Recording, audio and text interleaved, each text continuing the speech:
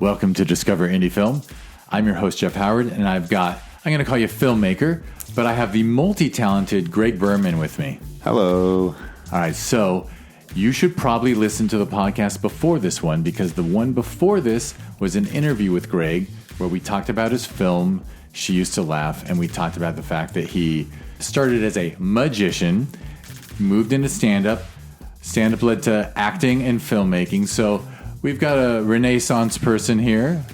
All right, I'll take it. Referred to us as Jacks of all trades and master of none, which I think that's fair. Fair, and I think it's a good way to be. I realize there's rewards in life for specializing, but it's really fun to just do a little bit of everything. There's nothing. I think that each one is bolstered by the other. You know, I think that there's certain things I know about magic that help in my filmmaking and help with my stand-up, and vice versa. Excellent. All right, so this is a 4 questions episode, and normally that means I would have the filmmaker. Well, wait, I'm going to mention that She Used to Laugh played Film Invasion Los Angeles in 2021 and Sherman Oaks Film Festival in 2021, and took home a couple awards, including Outstanding Short Film Drama and Outstanding Screenplay for Drama. So, and that was for Greg's script. So I will always like to mention the awards. People should really... Also, bravo to you. I never said this before, but She Used to Laugh is an original fucking title, which, believe me, a lot of films I love that get submitted, that we show at the festival, have a title like Ghosted. And I'm like, you go to IMDb and there's 117 films now called Ghosted. So I apologize to everyone who named your film Ghosted. I really do. Your films are great. If they've been at our festival, it means they're great.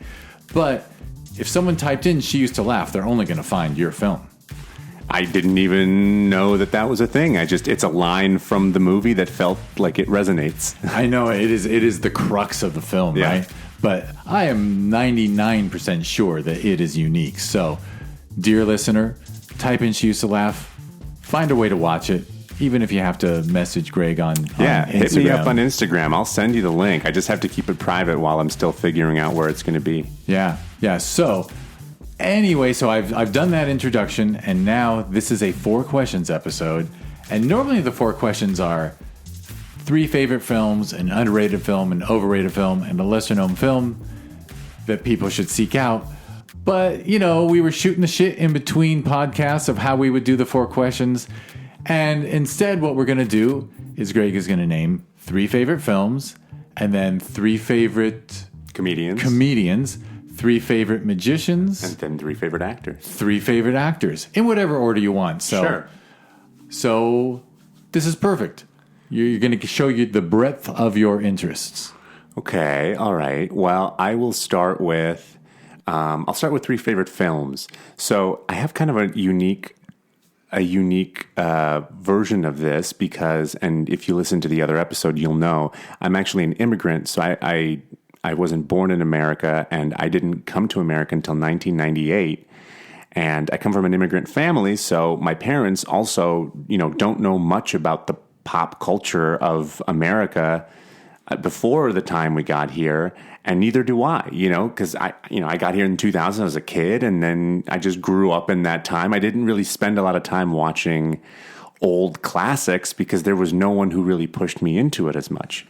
So my 3 favorite films are probably just like, they're just super contemporary and something that I'm sure, I'm sure filmmakers would be like, yeah, this movie from like 2012 is one of your favorite films or something, because I'm sure everyone's like, oh, I really like North by Northwest or South by Southwest. What is it called? North by Northwest. Yeah. See, I didn't even know. I doubted myself on the title. You doubted yourself, but you nailed it the first try. Yeah, I know, right? That's classic Greg, right? Doubting yourself, but actually knowing the answer. So if I were to say my 3 favorite films, I would say, in no particular order, I feel like when I saw Memento, that Christopher Nolan movie, it changed the way that I thought films could be. I watched it so many times trying to understand that U-shaped story arc and the way that it totally made sense that you would leave the middle part of the story to the end. And it was such a unique and exciting way to tell a story that I watched it probably yearly for a while. Because it was just, and the color versus black and white, and the way that we didn't know everything, and the unreliable narrator was actually a big inspiration for She Used to Laugh, because I kind of used that same idea in She Used to Laugh. So, Memento. On the complete opposite side of the spectrum, I would say another one of my favorite films is Liar, Liar with Jim Carrey. I love that movie. I watch that movie still to this day and laugh just as hard as I did. I think Jim Carrey is so funny in that movie. I mean, of course, The Mask and, Ace Ventura classics, but Liar, Liar really got to me because it was such a high concept idea. What if he couldn't lie? And the way that they executed it to make it feel so both realistic and slapstick, and it was kind of a commentary on the American judicial system and what that's like, and there was this heartwarming family drama part of it too. It was just so good, and I know that movie backwards and forwards. It's one of my favorites. And then, honestly, I was trying to think of another big. I mean, look, I love Shawshank Redemption, but in my head, I was like, yeah, but what do I really love? I think a newer movie, just to get a little bit more contemporary, Swiss Army Man, I really, really enjoyed.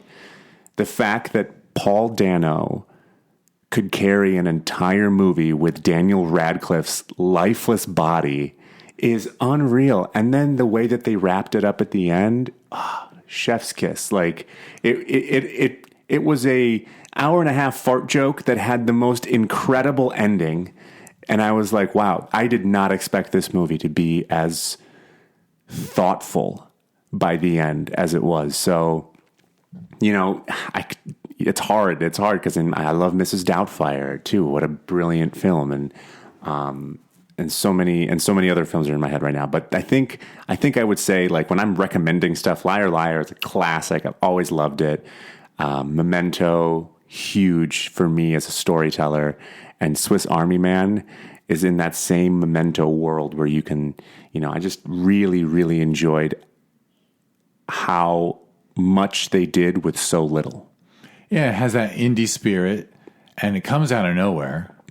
Yeah, wonderful. Great choice. Great choices. And I love the Liar, Liar choice, honestly, because I know people are tempted to front, name... It's not the best films you've ever seen, by the way. It's favorite. Yeah. And if there's something that you watch over and over and over and over and over, that's your favorite. That's my favorite movie, right? Like, I know what happens. I know all the words to it, but I'm willing to keep watching it. Yeah. When these questions get thrown at me, it's very difficult, obviously. But I'm going to share with you that I'm trying to figure out how to get Dirty Rotten Scoundrels on my list, because I think that's I've watched that movie so many times. I think it's one of the funniest, smartest films ever made, and Steve Martin is absolutely is God to me. So good, but Memento is also amazing. All these things are amazing. All right, so what are we going to do next? We're going to do let's do comedians. I feel like that in the comedian space. So when it comes to comedians, I'm a huge fan of Bo Burnham. I know I'm not alone in that. I think Bo is one of the most innovative comedians out there. It's almost hard. I mean, you could call him a stand-up comedian because he does it all by himself, but it's more performance art. But that's what I love about his style, is that he blurs those lines. He doesn't define himself by the genre. He doesn't have to be a comedian, a stand-up comic. He is a comedian in the sense, in all senses of that word. And that was so evident in his earlier stuff, like What and Make Happy, which I'll still watch once a year. And then the way he, took all of that stuff that he had been doing and put it into Inside. And that was a global sensation. I mean, he, I feel like, single-handedly captured everyone's pandemic experience in one project, and it was unbelievable. And he did all of it by himself, which is such a thing that I respect as a person who does that. I mean, that's how She Used to Laugh was made. That's what I do. So I really respect Bo Burnham, and I think he's a brilliant genius. I also really love Eddie Izzard a lot. He is, and I think their pronouns is now they. I'm not entirely sure. I got to look that up. For a while it was he, but I think recently they changed it to they. But they are incredible. I love the style. They're one of the smartest people I have heard do stand up. They can take the most difficult socio-political concept and turn it into something so silly, and it's absurd, but it's thoughtful and it's satirical, and and they don't care if you're necessarily completely on board, because they're having a good time, and that's what matters. And that expression is unmatched. And then I think for the other one, it's so hard because I love so many comedians, but I'm a huge fan of Gary Goldman. Gary Goldman is so funny. His special, In This Economy, I watch all the time. In fact, funny story, I found Gary Goldman on Venmo, and I sent him $20 because I thought it'd be really funny, and I thought he would actually notice that, because who else would do that? So I sent him $20, and I told him just a small price to pay for the amount of times I've watched In This Economy, and he actually liked it and responded to it. I would love to meet Gary Goldman someday. I'm sure that's not that crazy. I know a lot of comedians who've worked with him. Gary, if you're listening, shoot me a message on Instagram. I would love to buy you lunch. I just think Gary is so good at the same thing, which is just to take one observation and make it wildly irreverent, go way beyond what anyone else would think, and just take it to the nth degree. And I think that's so fun. For sure. Yeah. You certainly focused on three more creative, I think, comedians, people who challenge the medium and try to do original things with it. And they're all contemporary, right? I also love Richard Pryor. I love George Carlin. And if you listen to the previous episode, I'm a huge fan of Robin Williams and Lenny Bruce and all of these people who paved the way for comedy. But, whenever people ask me for who my favorite comedians are and recommendations, I always like to stay current, because comedy is one of those things that It can age well and it can not age well. And I'm not saying any of those comedians didn't age well. I'm just saying it's always best to take in comedy of the time, because right now is the context when it should be listened to. I think listening to old stand-up comedy is a great way to learn where the art form came from, but it just doesn't have as much of that contextual, funny relevance as it does now when you listen to someone who is talking about right now things. So that's why I always like to stay contemporary when I talk about comedians, because, everyone knows Richard Pryor is amazing. Everyone knows Eddie Murphy was brilliant. Everyone knows all of these things. You can go find that somewhere else. Here's who's killing it right now. For sure. All right. And I got a great treat from the universe this year when Eddie Izzard appeared on the new Kids in the Hall. Oh. I don't know if you know. He actually did a cameo. They let people who love Kids in the Hall, apparently they appeared on Kids in the Hall, and he's amazing in a sketch. And he's reading my favorite book of all time in a bathtub, and I'm like, Eddie Izzard reading my favorite book in a bathtub on Kids in the Hall. It's a sign. My whole world came together. All right, so number 3, do you want to do actors? Let's do magicians. Magicians. We'll stay in my lane here. As far as magicians are concerned, this is one where I think I'm going to go old school, because I'm not as familiar with contemporary magic. And contemporary magic is also it's very different than it used to be, because magic used to be a lot more analog. You used to have to create items that helped you accomplish certain tricks that were all, analog, for lack of a better word. They weren't digital. But now, because of Wi-Fi and the integrative nature of certain things with the internet, you can make a lot of really crazy things happen with just voice to speech, voice to text. A prediction or something could be drawn on an iPhone somewhere in an audience that could be somehow mapped to something on stage because we have Wi-Fi. So magic has changed incredibly in the last, I would say, 5 to 10 years. So, and I'm just not as familiar with them. I think one of the 3 magicians I shouldn't label is Derek Delgado. He is a very brilliant magician who did that In and of Itself special on Hulu. If you haven't seen it, highly recommend. It's kind of a one-man show, but he does a really cool, and it was a show that he ran in New York for a long time, and it was transformational for a lot of people. And I highly respect it. It was a very creative way to use the space he had and what he did with it. If you can't tell, the theme with all of my choices is creative. I love a creative expression. Of course, David Copperfield. I have to name David Copperfield. I think that he is, one of the greatest showmen alive. For a while, he was the highest paid entertainer in the world because he would do, 3 to 5 shows a week and get a gazillion dollars per show, and did that for a very long time. He's incredibly wealthy. I've heard that he's a little bit of a dick, so I don't know. I don't know if that's true. I've never met him, but it's possible. When you get that famous and that rich, I get it. And then the last magician, I don't know. This would be a tough one because I'm a big fan of Mark Wilson, who would be it's someone that I think the average person wouldn't know, but magicians all know, because Mark Wilson wrote a book called The Mark Wilson's Complete Guide of Magic, and it was a book that literally every child had. I have it. Everyone had this book. It was almost like the intro to magic book that if you went to college, you would buy. It was such a instrumental thing in the world of magic. And I actually got to meet Mark Wilson right before he passed away at the Magic Castle, and he signed that book, and that was momentous for me. So I had to give it to Mark Wilson, although I do really like David Blaine as well. I think David Blaine is doing some pretty cool stuff, and he's kind of blurring the line between magic and just like cool human tricks that you can learn to do. So David Blaine is more of a wizard. He's more of a shaman.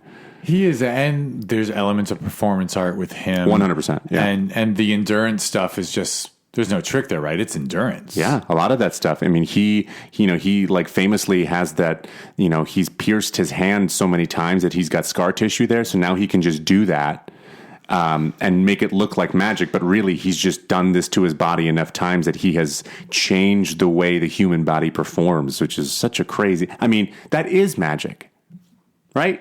Who can argue with me? Isn't that magic? Not everyone can do that. I think it's pretty, everyone else would have died. He doesn't. That's magic. So, but I think I'd say give it to Mark Wilson. I think Mark Wilson owns it. Absolutely fair. All right. And then the actors, 3 actors. This one's tough. I think I have to give one to Robin Williams. Talk about a guy who could do it all. Mrs. Doubtfire was such a brilliant version of him being wildly laugh out loud hilarious and tear-jerking sad. Good Will Hunting is a great example of the sad side of things.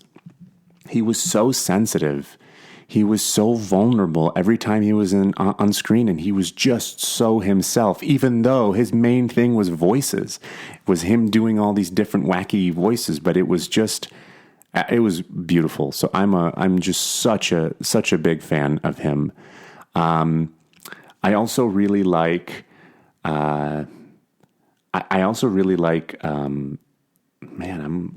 thinking now. I love Edward Norton quite a bit. I think that's not surprising. Everyone loves Edward Norton, but I think that he's got this magic to him, this seriousness, this sort of mystery. And he's kind of an unassuming guy. He's just kind of an average height, average build. You'd never really know he was, crazy special in any way unless, but the way he conducts himself is so specific and so unique that I love it. I'm a huge fan of Edward Norton. And I think for the last one, I think I'm going to go with a wild card here and say Samuel L. Jackson. I love Samuel L. Jackson. Talk about a guy who can command anything. You watch him and Samuel L. Jackson is the only man who could have made Snakes on a Plane worth anything.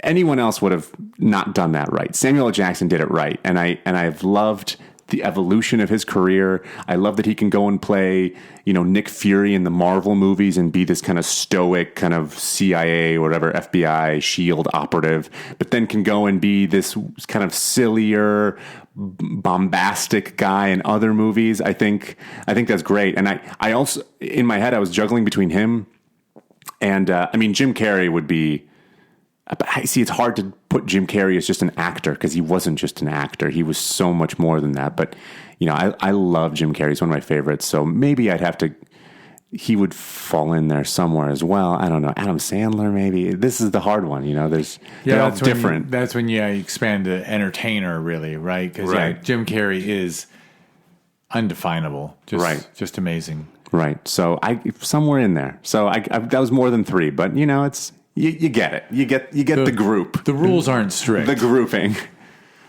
So yeah, I would say those are my tops.